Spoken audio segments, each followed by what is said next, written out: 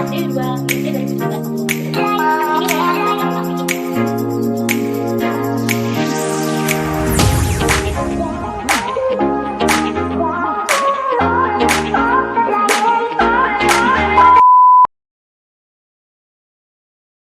Assalamualaikum warahmatullahi wabarakatuh. Di sini saya Siti Febriana Mardianti dari Prodi Pendidikan Guru Madrasah Ibtidaiyah kelas D2 NIMT 2019-4040. Di sini saya akan menjelaskan tentang fikih jihad. Apa itu fikih jihad? Fikih jihad itu adalah sebuah perjuangan atau sebuah usaha yang sedang kita lakukan melalui kesukaran. Jadi itu kita berjuang ke jalan Allah Subhanahu wa taala. Hukum jihad itu ada dua, yaitu hukum fardu kifayah dan hukum fardu ain. Di sini saya akan menjelaskan tentang hukum fardu kifayah terlebih dahulu.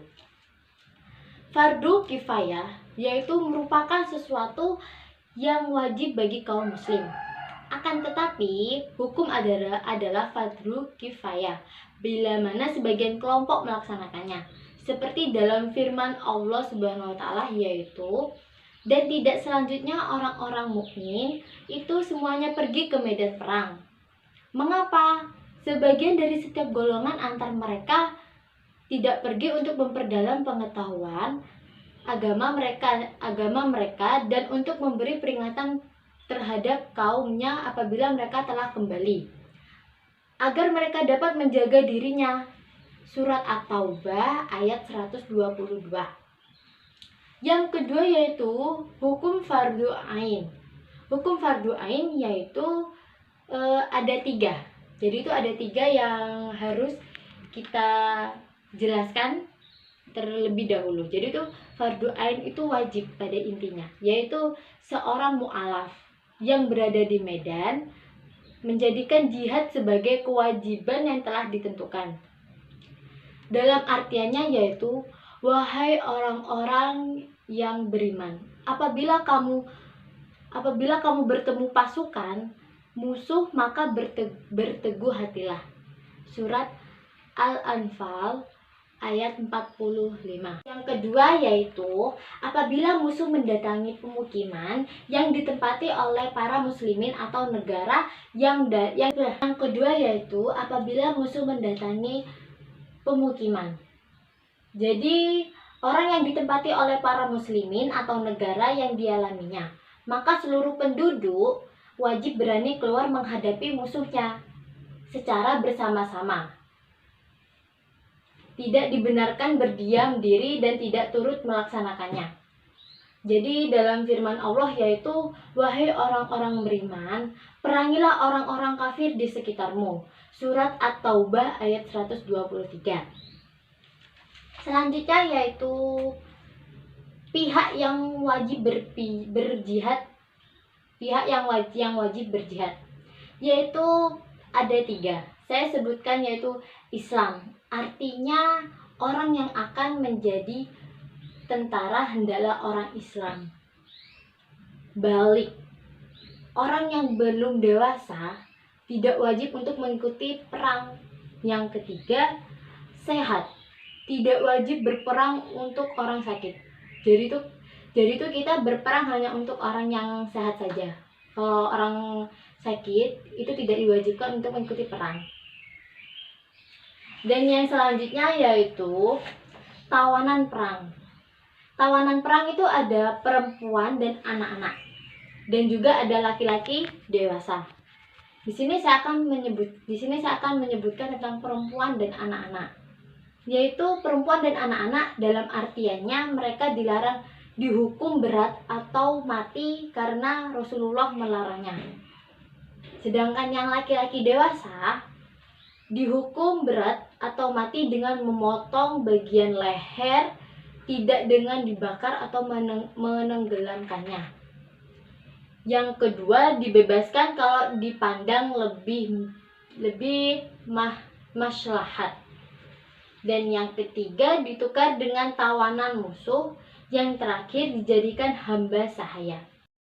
Assalamualaikum warahmatullahi wabarakatuh.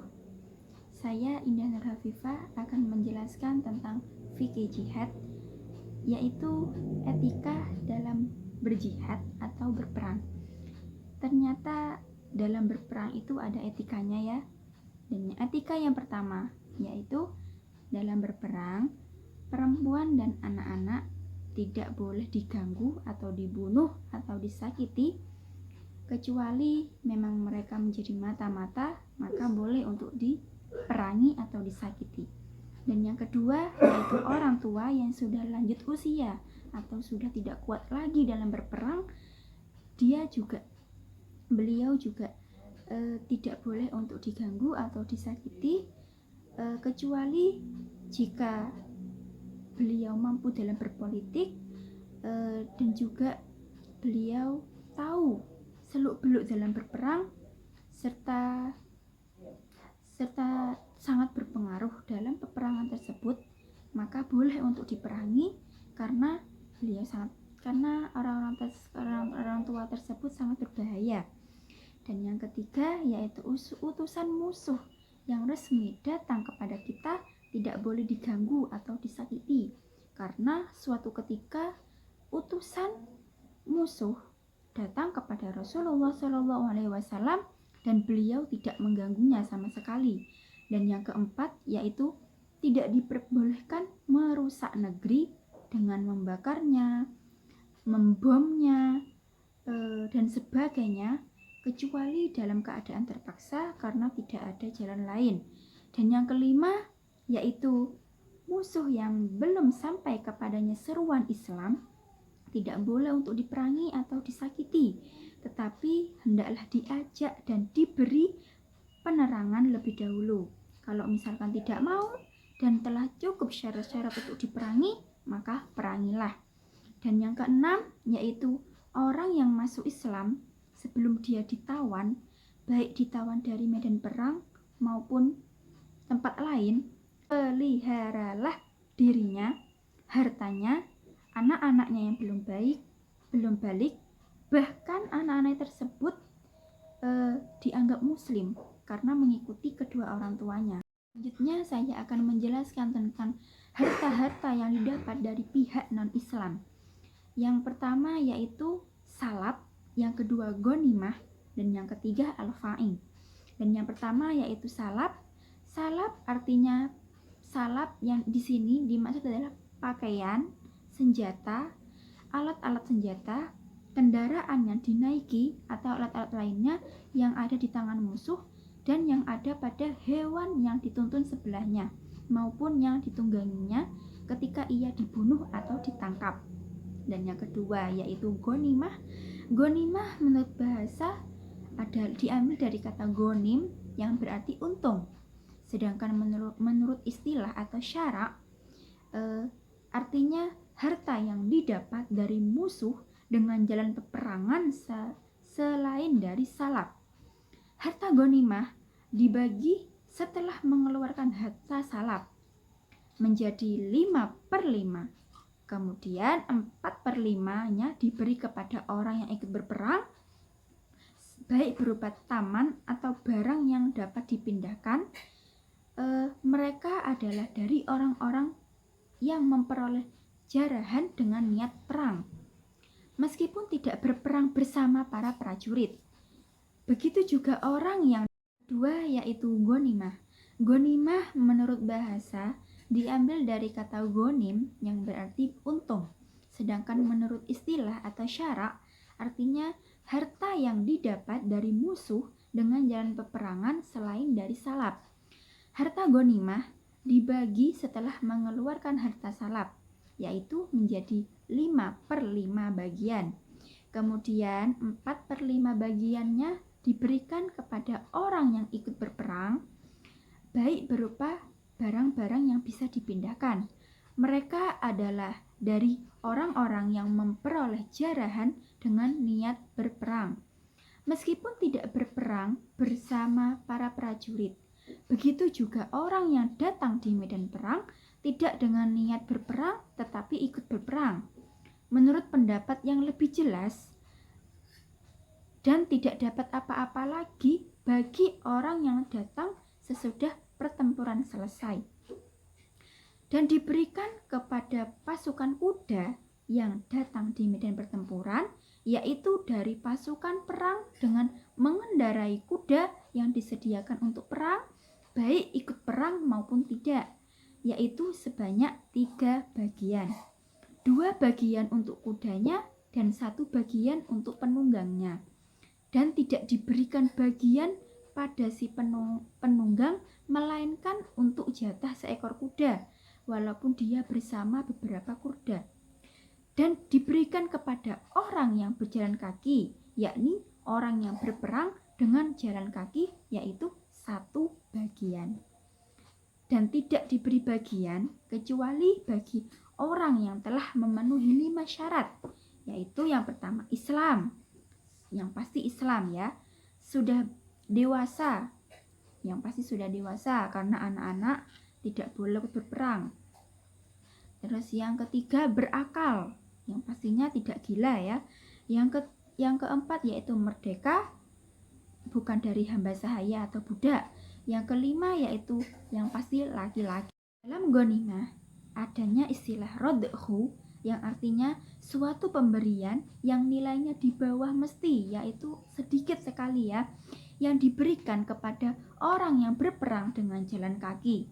Hendaknya imam melakukan ijtihad terlebih dahulu dalam memberi kadar pemberian yang sedikit dengan memandang pendapatnya, maka dia memberi lebih terhadap orang yang berperang daripada yang tidak berperang, dan memberi lebih terhadap orang yang lebih banyak ikut peperangan daripada orang yang lebih sedikit dalam ikut peperangan. Adapun tempat pemberian yang sedikit itu diambil dari harta 4/5 menurut pendapat yang jelas. Sedangkan pendapat kedua mengatakan bahwa tempat pemberian yang sedikit tersebut diambil dari harta pokok ghanimah. Dan 1/5 yang tersisa setelah 4/5 tadi dibagi menjadi 5 bagian. 1 bagian yakni 1/5 dari 5 bagian untuk Rasulullah semasa hidupnya. Adapun setelah Rasulullah wafat, bagian ini diberikan untuk keperluan beberapa kemaslahatan yang berkaitan dengan kaum muslimin, misalnya untuk membayar para hakim yang bekerja di beberapa negeri.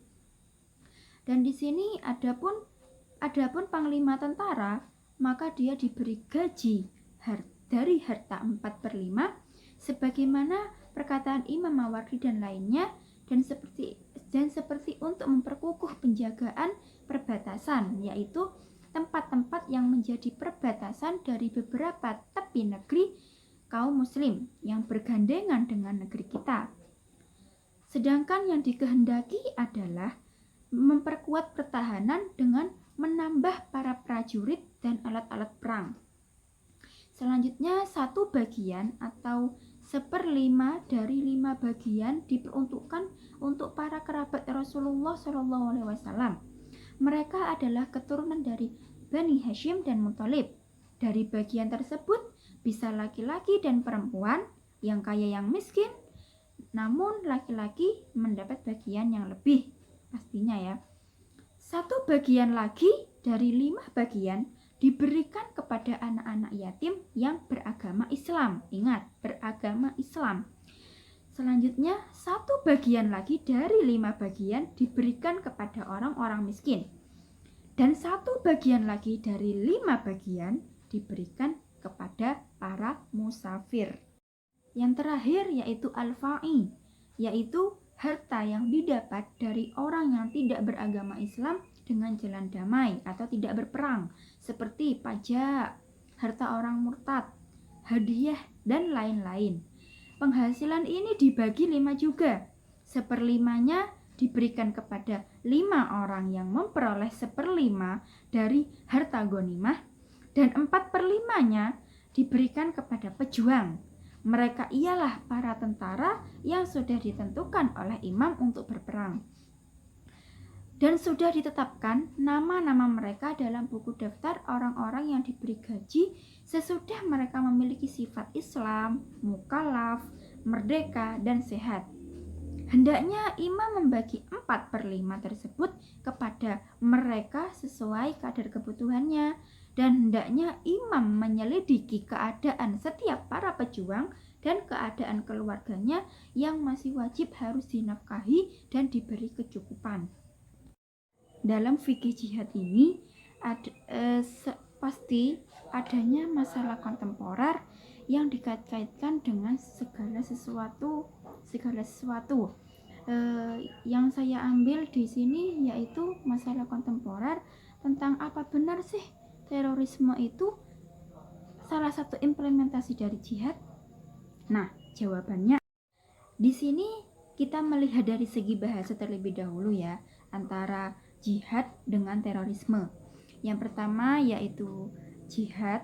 Jihad berasal dari bahasa Arab, yaitu mencurahkan segala kemampuan untuk bekerja dalam menegakkan kebenaran yang diyakini berasal dari Tuhan.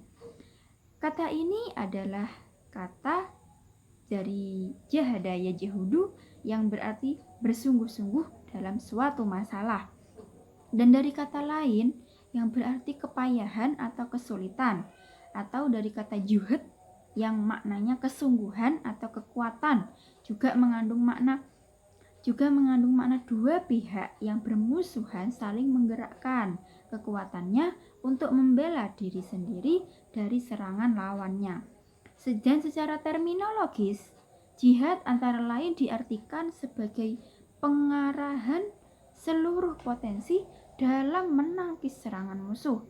Dalam hukum Islam, jihad mempunyai makna yang sangat luas, yaitu segala bentuk usaha maksimal untuk penerapan ajaran Islam dan pemberantasan kejahatan serta kezoliman. Sedangkan terorisme sendiri berasal dari kata teror dengan imbuhan isme. Kata teror berasal dari bahasa Latin, yaitu dari kata terror yang berarti menyebabkan ketakutan. Sedangkan terorisme adalah paham yang berprinsip bahwa teror adalah salah satu jalan taktik untuk mencapai suatu tujuan tertentu. Jadi terorisme itu ngeri ya, kita dengar itu ngeri gitu ya. Apabila di dalam masyarakat timbul adanya ketidakadilan, atau apabila ada kelompok masyarakat lain yang merasa tidak mendapatkan perlakuan secara adil di bidang politik, ekonomi, maupun sosial kultural. Dalam hukum Islam, di sini ada 2 ayat yang dipegangi oleh fuqaha dalam membahas jihad. Dalam hukum Islam, di sini ada 2 ayat yang dipegangi oleh para fuqaha dalam membahas jihad. Yang pertama yaitu dalam surat Al-Baqarah ayat 190 yang berbunyi Bismillahirrahmanirrahim wa qatilu fi sabilillahil ladzina yuqatilunakum wa la ta'tadu innallaha la yuhibbul mu'tadin, yang artinya, dan perangilah di jalan Allah orang-orang yang memerangi kamu, tetapi janganlah kamu melampaui batas, karena sesungguhnya Allah tidak menyukai orang-orang yang melampaui batas. Dan yang kedua yaitu dalam surat At-Taubah ayat 5 yang berbunyi Bismillahirrahmanirrahim faqtulul musyrikina haitsu wajadtumuhum wa khudhuhum wahsuruhum wa qa'udu lahum kulla marsad, yang artinya, maka bunuhlah orang-orang musyrikin itu di mana saja kamu jumpai mereka, dan tangkaplah mereka, kepunglah mereka, dan intailah di tempat pengintaian. Sedangkan ayat yang membicarakan tentang teroris tersebut merupakan tindakan kriminal dengan merujuk kepada surat Al-Maidah ayat 33 yang berbunyi Innama jazaa'ul ladzina yuharibunallaha wa rasulahu wa yas'auna fil ardi fasada ay yuqattalu aw yusallabu aw tuqatta'a aydihim wa arjuluhum min khilafin aw yunfaw minal ardi dzalika lahum khizyun fid dunya wa lahum fil akhirati adzabun adzim, yang artinya, sesungguhnya pembalasan terhadap orang-orang yang memerangi Allah dan Rasul-Nya dan membuat kerusakan di muka bumi hanyalah mereka dibunuh atau disalib atau dipotong tangan dan kaki mereka dengan bertimbal balik atau dibuang dari negeri atau tempat kediamannya. Yang demikian itu sebagai sesuatu penghinaan untuk mereka di dunia dan di akhirat. Mereka peroleh siksaan yang besar. Cukup sekian yang dapat saya sampaikan.